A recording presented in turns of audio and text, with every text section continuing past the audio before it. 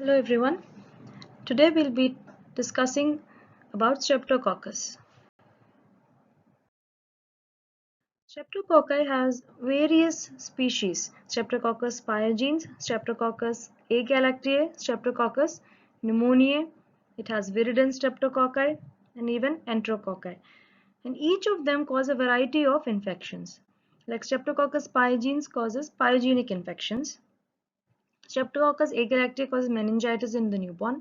Streptococcus pneumoniae causes pneumonia and meningitis. Moving on to classification of streptococci. They are classified under various headings. Firstly, based on oxygen requirement, they are classified as aerobes and facultative anaerobes and obligate anaerobes. An example of obligate anaerobe is a peptostreptococci. Classification based on hemolysis. They are divided into different groups based on the various hemolysis like alpha hemolysis, beta hemolysis and gamma hemolysis. Alpha hemolysis is wherein there is partial lysis of the RBCs. You can see greenish discoloration on the blood agar. An example of the organisms under streptococci which demonstrate alpha hemolysis are viridin streptococci and pneumococci. And based on beta hemolysis, that is complete lysis of the RBCs, they classified it by Glanzfeld grouping, which is again based on group specific C carbohydrate antigen. Next, gamma hemolysis is nothing but there is no hemolysis at all. And one such example is enterococci. So this is a diagram, this is a picture showing alpha hemolysis, beta hemolysis and gamma hemolysis. Alpha hemolysis is where you're able to see this greenish discoloration. Beta hemolysis is where there is clear halo around the colonies, that is complete lysis of the RBCs. And gamma hemolysis where there is no hemolysis at all. Now, what is Lanzfeld grouping? Based on the serotypes or together on the based on M protein or based on the gene, these streptococci, those beta hemolytic streptococci are divided into 20 serogroups A to V except I and J. That is group A streptococci, that is Streptococcus pyogenes is one such serogroup.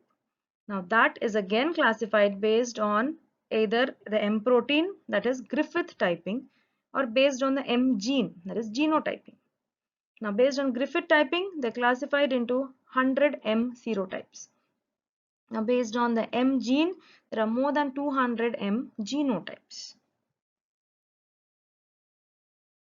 Let's see what is Streptococcus pyogenes, what are the various infections it causes, and how do we diagnose it in the laboratory, or how do we identify it in the laboratory. Streptococcus pyogenes is group A streptococci. It's a fastidious organism which requires enriched medium for its growth, and it is insoluble in 10% bile. What are the various virulence factors this organism possesses? First and foremost, cell wall components. Any organism will have certain virulence factors. They are cell wall components or any kind of enzymes it produces, any kind of toxins the organism releases. So all these comprise of various virulence factors. Let's see what are all the different cell wall components. It has a thick peptidoglycan layer. This is a gram-positive organism, so it is going to have a thick peptidoglycan layer. Next, group-specific antigen, that is the C carbohydrate antigen. Then protein antigen, that is the M protein. It inhibits phagocytosis and also induces the protective antibody. Next, fimbriae. Fimbriae are mainly for addition. They are by M protein and lipoproteoic acid.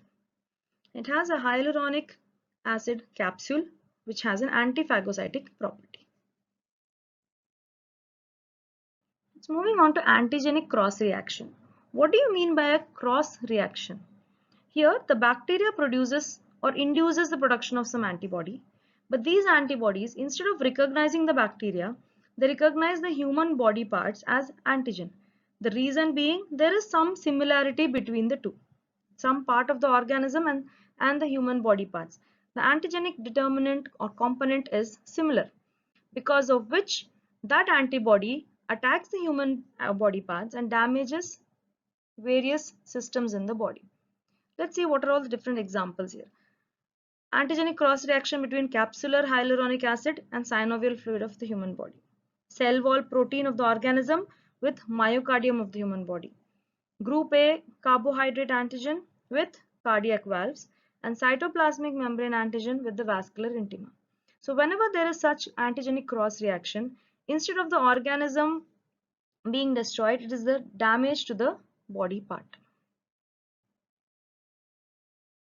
Next section of virulence factors are what are all the different toxins it produces. These are exotoxins. First one, hemolysins. There are two kinds of hemolysins, streptolysin O and streptolysin S. Streptolysin O is oxygen and heat labile. It lyses the RBCs, WBCs as well as the platelets, and it is highly antigenic, and any antibody which is produced against this streptolysin O is called as anti-streptolysin O antibody, and that is what we determine when you're checking for ASO titer. ASO is anti-streptolysin O titer. The next section of exotoxins are streptococcal pyrogenic exotoxin, or in other terms SPE, is also called as erythrogenic toxin or scarlatinal toxin. There are three kinds, SPE A, B and C. They are responsible for scarlet fever, toxic shock syndrome, and it acts as a superantigen. The next set of virulence factors are the various kinds of enzymes the organism produces. The first and foremost and most important one is streptokinase. Plasminogen is converted to plasmin in presence of streptokinase. This plasmin breaks down the fibrin clot around the infected site, and it facilitates the spread of infection. So this is the one main reason why Streptococcus pyogenes, all those pyogenic infections are spreading type of infections. And of course, this streptokinase has a therapeutic use. It is used in early myocardial infarction and also for pulmonary thromboembolism. The next enzyme is DNase. It depolymerizes the free DNA present in the pus, making it a serous discharge. Therapeutic use, it is used to liquefy the thick excretions in empyema. And anti-DNase B antibodies can be detected in the laboratory. Next one is hyaluronidase. It splits the hyaluronic acid of the tissues. It helps in the spread, especially in cellulitis and erysipelas. Next, toxic shock syndrome toxin. It breaks down the M protein and releases large amount of cytokines. Next, proteinase and NADase. So this picture demonstrates the various kinds of virulence factors in a nutshell. The cell wall components, that is the M protein, lipotecoic acid, the capsule, the cell wall itself, then adhesins like M protein and lipotecoic acid, various invasins, the streptolysins, streptokinases and proteases, and different kinds of exotoxin SPE A, B and C. Next, moving on to the pathogenesis. The mode of transmission of streptococcal infections is direct contact by contaminated fomites, poverty, overcrowding and malnutrition. Poverty, overcrowding and malnutrition are mainly the risk factors. The cocci adhere to epithelium by pili and lipotecoic acid and M protein, and also prevents phagocytosis. So this is how the infection sets in. Let's see what are the various clinical manifestations. The clinical manifestations are divided into three major headings, that is pyogenic lesions, toxin mediated diseases and immune complex mediated diseases. Pyogenic lesions is where there is excessive pus or frank pus. Toxin mediated diseases, very little or mild pus is produced. In immune complex mediated diseases, it is mainly because of immune complexes and there is no pus formation at all. Toxin-mediated diseases examples are scarlet fever and toxic shock syndrome. Immune complex mediated diseases, acute glomerulonephritis, rheumatic fever, guttate, psoriasis and reactive arthritis. What are the various pyogenic or suppurative lesions? Respiratory tract infections comprise the major pyogenic lesions caused by Streptococcus pyogenes. Under that, we can see it in the form of sore throat, tonsillitis, pharyngitis. There's presence of edema and swelling of the pharyngeal mucosa. There's fever and tender cervical lymph nodes. But in young children, there is low-grade fever, decreased feeding, and no lymphadenopathy. What are the various organisms which cause sore throat? Various bacteria are Streptococcus pyogenes, Corynebacterium diphtheriae, Mycoplasma pneumoniae, and Vincent's angina causing bacteria. What about the various viruses? Influenza virus, parainfluenza virus, Coxsackie virus A, rhinovirus, coronavirus, Epstein-Barr virus, and adenovirus. What are the various complications of these respiratory tract infections? They may progress to otitis media, sinusitis, mastocytitis, peritonsillar abscess, that is quinsy, Ludwig's angina, pneumonia, scarlet fever, bacteremia, and meningitis. Next set of infections are skin and soft tissue infections. First one is erysipelas. It's an acute spreading skin lesion with involvement of superficial lymphatics. It's most common in old age. There is marked edema, erythema with induration and tenderness. Next one is cellulitis. It's an infection of the skin and subcutaneous tissues. There's edema, erythema, tenderness, and fever. Next, impetigo or pyoderma. This is nothing but superficial localized discrete lesions on face, arms, and legs. It is most common in young children. It starts off as red papules, progresses to vesicles, next pustules, which rupture to form honeycomb-like crusts. It is painless and there is no fever. But then this can progress into acute glomerulonephritis. Impetigo or pyoderma is a predisposing factor for acute glomerulonephritis. There is an immune complex mediated disease of Streptococcus pyogenes. Next one is necrotizing fasciitis or flesh-eating disease. It's also called as hemolytic streptococcal gangrene. The source of infection can be a traumatized skin or a gastrointestinal tract breach, mainly post-abdominal surgery, wherein it is more commonly involved along with anaerobic flora. It is caused by the main serotypes M1, 2, and 3, and SPE toxin is mainly responsible. It presents as fever, severe pain, and swelling. Firstly, redness is there at the wound site, which later on becomes dusky and anesthetized due to nerve damage. It is rapidly progressive. There is extensive necrosis of the subcutaneous tissue and the fascia, and it complicates into DIC or multi-system failure. But the drug of choice for treatment of necrotizing fasciitis is vancomycin. What are the other suppurative infections? Genital infections like puerperal sepsis, lymphangitis, and abscesses of various major organs like brain, lung, liver, and kidney abscess. Next, moving on to toxic shock syndrome. It is caused by M serotypes 1, 2, and 3. It's an acute fulminating disease with respiratory and renal failure. There is the presence of a flat red rash over large areas of the body. It is associated with nausea, vomiting, fever, chills, muscle aches, dizziness, and confusion. Major risk factors for this is HIV, chickenpox, and IV drug use. And the treatment of toxic shock syndrome is clindamycin plus penicillin G. What is scarlet fever? It is a complication of acute pharyngitis and it is more common in children less than 10 years of age. It presents as fever and pharyngitis along with rash and desquamation, which has a special or a peculiar feel, that is a sandpaper feel. Next manifestation is associated along with that is a strawberry tongue. It is enlarged papillae on the coated tongue, resembling strawberry. That is the reason it is called as strawberry tongue. Next, rash in the skin folds. It is also called as Pastia's line.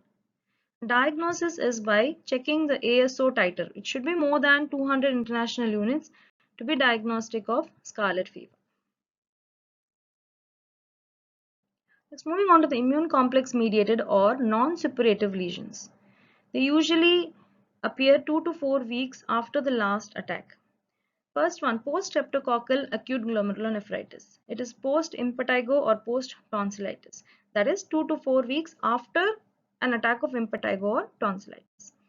There is deposition of antigen antibody complexes on the glomerular basement membrane, presence as hypertension, hematuria, generalized edema, and proteinuria. It is more common in children and young adults. Next, moving on to acute rheumatic fever. This is mainly because of an antigenic cross reaction between streptococcal antigen and connective tissue antigen. And the toxins which are responsible are SPE and SLO. They are cytotoxic to cardiac cell mainly. And the lesions, it is a multi-system lesions, that is on the heart, joint, skin and brain involvement. The major manifestations are subcutaneous nodules, pancarditis with presence of Aschoff nodules, arthritis, that is migrating polyarthritis, chorea, and erythema marginatum, which is a skin lesion. It can be prevented if sore throat is treated within 8 days of onset. Let's move on to the laboratory diagnosis. Firstly, whenever you are planning for understanding how to diagnose a case, you always have to know which clinical manifestation, what kind of a sample or a specimen we need to collect from the patient. Firstly, that's what I'm going to discuss about specimen collection. What are the various samples we can collect from the patient? Throat swab or wound swab, CSF in case of meningitis, blood if you're suspecting bacteremia, and if there are chances of a delayed transport, you can make use of Pike's medium, which is a transport medium. On microscopy, when we do a gram stain, Streptococcus pyogenes appears as gram-positive cocci in chains with pus cells. Cultural characteristics. How does this organism appear on various culture media? Firstly, on blood agar. It's a fastidious organism. So the first and foremost culture media we use is a blood agar. Small circular pinpoint grey colored colonies, and they are beta hemolytic colonies. Next, on a liquid medium, usually we use a serum or a glucose broth. The appearance is a granular turbidity with powdery deposit.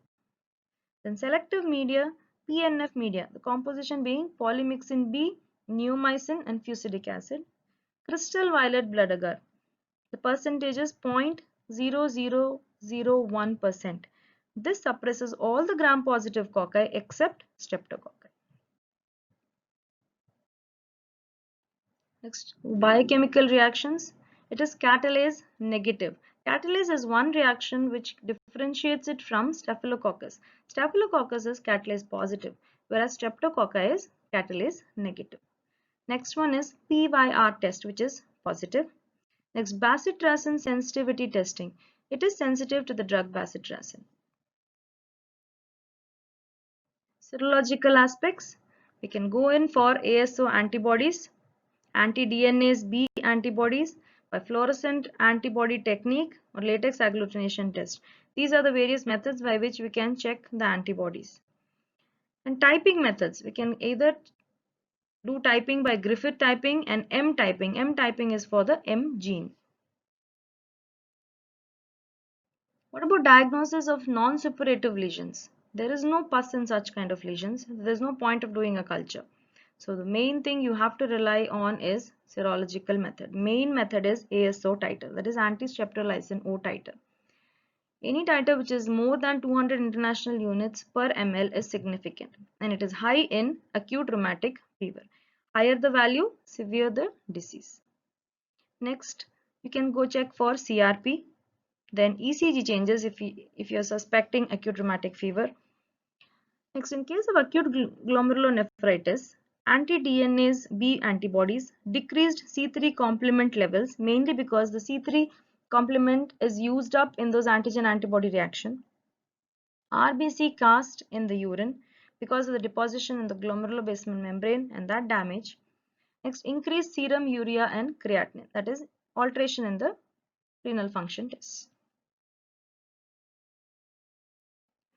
Next, treatment. Early cases, benzyl penicillin is helpful.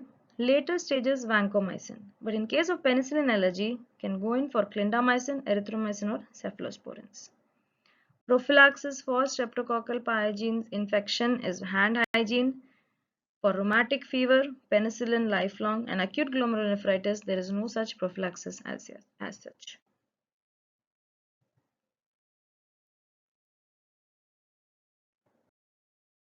Moving on to group B streptococci.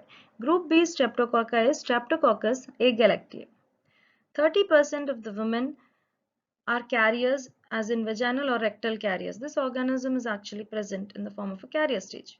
It is common in neonates and pregnancy, and the infections caused by this organism are: in neonates it causes neonatal sepsis and meningitis. In pregnancy it causes peripartum fever. In adults it causes cellulitis, surgical site infections, UTI, pneumonia, and endocarditis. The drug of choice for this treatment is penicillin. Prevention: how can we prevent this infection? By screening at 35 to 37 weeks of pregnancy for Streptococcus agalactiae. Causes meningitis. There are two sets of meningitis: early onset and late onset meningitis. Early onset meningitis is wherein the age of onset is 0 to 6 days, late onset is 7 to 90 days. Predisposing factors: prematurity and prolonged labor in case of early onset meningitis. No such predisposing factors for late onset meningitis. Mode of transmission: in case of early onset it's through a colonized mother, but late onset through a colonized mother or a nursing person. Clinical manifestations: we will see meningitis in both the cases because it is meningitis. Another extra clinical manifestations in early onset is pneumonia, and late onset in the form of bacteremia. And drug of choice for both sets of meningitis is penicillin. Laboratory diagnosis for group B streptococcus. It's a gram-positive cocci. This is again catalase negative. Heparate hydrolysis test is positive. It is bacitracin resistant, and PYR test negative. What is a CAMP test? CAMP stands for Christie Atkins Munch Peterson. This mainly demonstrates the enhanced hemolysis by the production of phospholipase produced by group B streptococci. This is enhancing the hemolysis produced by Staphylococcus aureus. What happens in this test is, on a plate of blood agar, we streak Staphylococcus aureus. Perpendicular to that, group B streptococci is streaked, and there is an arrowhead shaped hemolysis produced at the junction pointing towards Staph aureus. So this arrowhead zone of hemolysis is nothing but enhanced hemolysis because of the production of phospholipase by Streptococcus agalactiae. Next, let's see about enterococci. Various species of enterococci are there. Most important ones are Enterococcus faecalis, Enterococcus faecium, Enterococcus caseliflavus, Enterococcus gallinarum. It's usually present as a normal flora of GIT and the genital tract. They are arranged in pairs at an angle, and the specific appearance is spectacle-shaped appearance. It can grow in 40% bile at a pH of 9.6 and even at 6.5% sodium chloride solution, and it is a heat-resistant organism which can grow or resist heat even at 45 degrees Celsius. The virulence factors of enterococci are cytolysin or hemolysin, aggregation substances which help in the clumping of the organisms, extracellular surface protein which is important in addition, and lipotecoic acid. Moving on to the clinical manifestations. It causes a wide variety of infections ranging from nosocomial infections, UTI, bacteremia, endocarditis, especially in IV drug users, intra-abdominal abscess, wound infections, late onset neonatal sepsis, and meningitis. Laboratory diagnosis. This is again a fastidious organism. On a blood agar, it produces non-hemolytic colonies. On McConkey agar, it produces pinpoint magenta pink colonies. Bile escalin azide medium turns brown or it is bile escalin positive. PYR test is positive. Telluride blood agar, it produces black colonies, and CAMP test is negative. This organism is resistant to optokin and bacitracin. For treatment purpose, penicillin is resistant. A combination of aminoglycosides with amoxicillin has been useful. You can also use vancomycin and linezolid. Any kind of antibiotic, there will be resistance. So Enterococcus has a specific resistance for vancomycin, that is vancomycin resistant enterococci. It is one of the superbug which has been